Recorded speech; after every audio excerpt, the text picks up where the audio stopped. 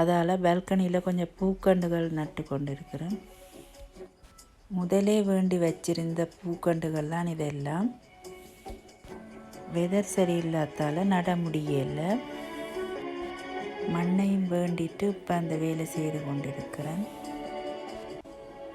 இந்த பால்கோன் பிளான்ட்டை ஈஸியாகவே பராமரிக்கலாம். அதால் ஒவ்வொரு வருஷமும் நான் இந்த பால்கோன் பிளான்ட்டை நட்டு வைக்கிறேன். நான் இது ஒவ்வொரு கலர்ஸ்லேயும் தெரிவு செய்து வேண்டலாம். பார்ப்பதற்கும் அழகாக இருக்கும். இதற்கு தண்ணியெல்லாம் நிறைய விடணும் இல்லை, கொஞ்சமாக விட்டால் காணும். போன இயர் நிறைய கலர்ஸில் வச்சுருந்தேன். நான் இந்த வருஷம் 3 கலர்ஸில் தான் எனக்கு கிடைச்சது. வேறு கண்டுகளும் வேண்டினத்தால் ஓகே என்றிட்டு விட்டுட்டேன். இந்த கண்டுகள் எல்லாம் நாங்கள் வெக்கேஷன் போனாலும் தண்ணி விடாட்டாலும் வாடாமல் அப்படியே இருக்கும். எனக்கு கார்டன் ஒர்க் பிடிக்குமென்றதால் இதோட எல்லாம் சரியாக மினக்கடுவேன். வீட்டு வேலையை முடிச்சிட்டு பிறகு கார்டன் வேலையை தொடங்குவேன். கூடுதலாக சூப்பர் மார்க்கெட் இதுகளில் தான் ஆக்ஷன் போடுறது, அப்போவே வேண்டி வைப்பேன். உங்கள் யாருக்கு கார்டன் ஒர்க் பிடிக்கும் கமெண்ட் பண்ணுங்க.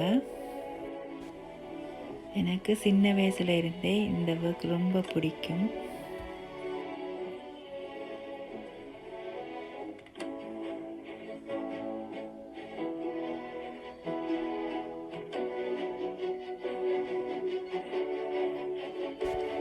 இப்போ நீங்கள் பார்க்குறது அரளிப்பூ. இந்த மரம் சம்மருக்கும் வடிவாக பூக்கும். விண்டருக்கும் சரியான முறையில் பாதுகாத்தா வாடாமலே இருக்கும். இதில் உள்ள பூக்கள் வெவ்வேறு கலர்ஸில் வரும். பூமரங்கள் பற்றின ஒரு டிப் சொல்கிறேன். அது வாட்டமாக இருந்தால் மேலால் கொஞ்சம் கட் பண்ணி விட வேணும். அதால் அது செழித்து வளரும். இன்னொரு விஷயம் என்னென்னா, மண் பகுதியையும் கொஞ்சம் கிளறி விட வேணும்.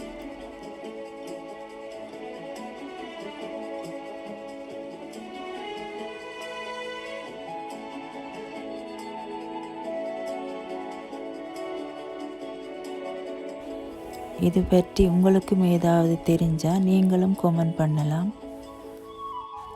இப்போ பார்த்தீங்கன்னா செடியெல்லாம் நட்டுட்டேன். பால்கோன் பெருசுன்றதால இங்கே நிறைய செடிகள் வைக்கலாம்.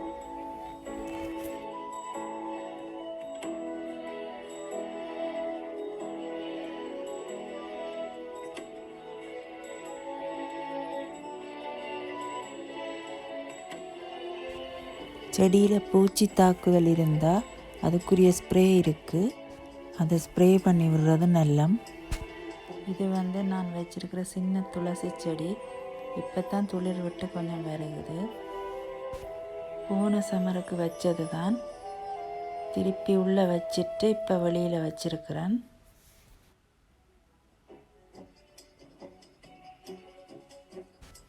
இப்போ நீங்கள் பார்த்து கொண்டு இருக்கிறதெல்லாம் நான் நட்டு வச்சிருக்கிற மற்ற செடிகள்.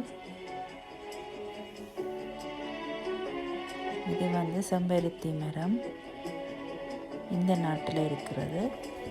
இது பர்பிள் கலர் பூக்கள் பூக்கும்.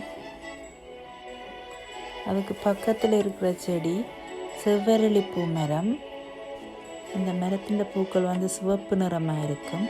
அதோட நிறைய பூக்களும் இதில் பூக்கும். இப்போ நீங்கள் பார்க்குற இந்த ரோசா செடி நான் போன சம்மருக்கே வச்சிட்டேன். ஆனால் இந்த முறை தான் இதில் நிறைய பூக்கள் பூத்திருக்கு, அழகாகவும் இருக்குது. எப்படி இருக்குன்னு பாருங்கள். வெள்ளை நிற ரோஜா பூ, நிறைய மொட்டுக்களும் வைத்திருக்கு. ரோஸெல்லாம் வாடின உடனே அதெல்லாம் கட் பண்ணி விட வேணும். அப்போ தான் நிறைய பூக்கள் புதிதாக பூக்க ஆரம்பிக்கும்.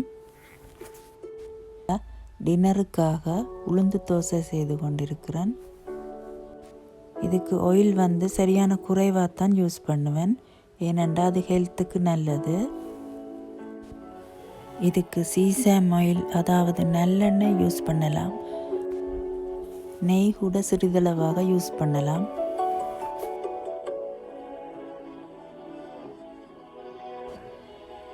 இதில் பார்த்திங்கன்னா தோசைக்கு தொட்டு சாப்பிட்றதுக்கு கறி சட்னி எல்லாம் செய்திருக்கிறேன்.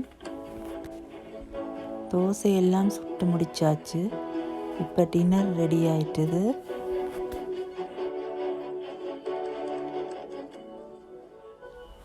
ஓகே எவ்ரிவன், இன்றைக்கு இவ்வளவு தான் இந்த வீடியோ. நீங்கள் முதல் தடவை இந்த சேனலை பார்க்குறீங்கன்னா சப்ஸ்கிரைப் பண்ணிவிட்டு பாருங்கள். அப்போ தான் இந்த வீடியோ எல்லாம் தொடர்ந்து உங்களுக்கு வரும்.